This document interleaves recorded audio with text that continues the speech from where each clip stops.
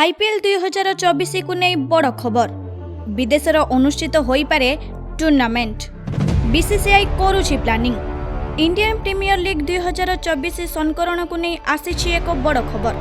आसंता वर्ष अनुष्ठित हेबाकु थिबा IPL season को शीघ्र कराइबा नहीं बीसीसीआई योजना करुछि।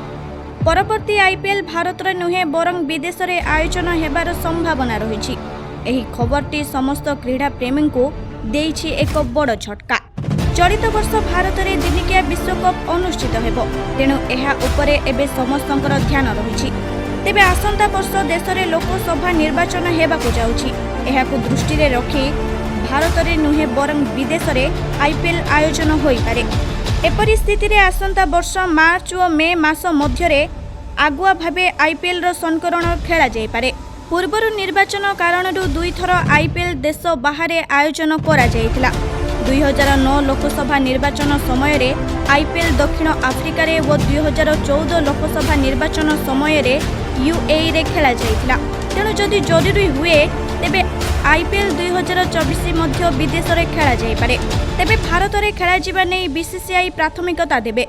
एथिपై यथेष्ट समय बाकी थिबा बेले परिस्थिति को दृष्टि रे रखी जहा किछि निष्पत्ति निया जिवो बोली बीसीसीआई सूत्रରୁ जणा पड़िछि।